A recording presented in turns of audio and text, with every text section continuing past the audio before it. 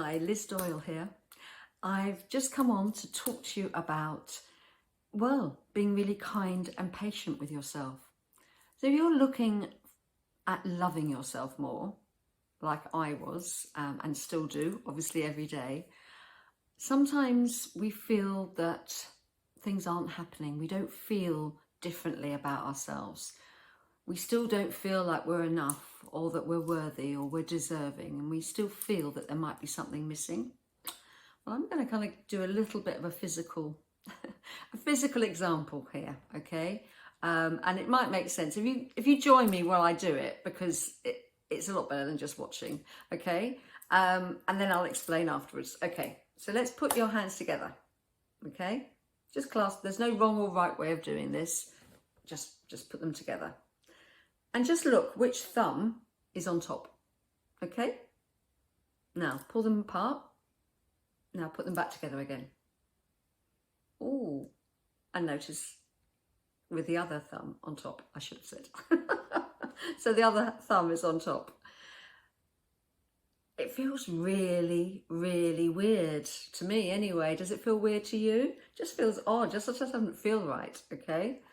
Let's take them apart, and now this time go back to the first position with the way you normally would clasp them, and then apart, and then bring them back with the other thumb on top, so the weird way.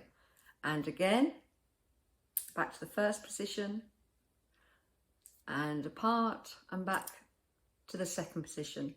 Now, maybe now it's not feeling so strange, because the more you do it, the easier it seems to get. It doesn't feel so odd. It just starts to feel kind of, yeah, okay, I can do that. In time, if you kept doing this a lot, then they would be interchangeable. You wouldn't notice the difference between them. So there's a reason for this. That's how our brain works. The more we do something, like learning to ride a bike, learning to drive, learning to play the piano, learning a foreign language, it takes practice, doesn't it?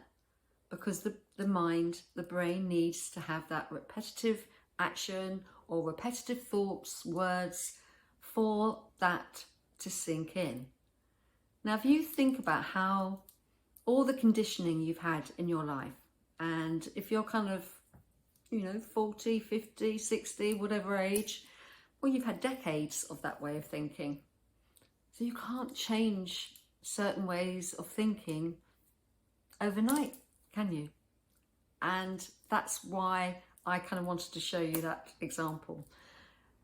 Those words you might be saying to yourself. So if you are using any, if you're meditating to help quieten your mind, if you're using any positive affirmations on a daily basis, if you're using mirror work, whatever you're doing to increase those feelings of self-love and self-approval and self-acceptance, it takes time. It really takes time. So you need to be really gentle with yourself and really kind with yourself.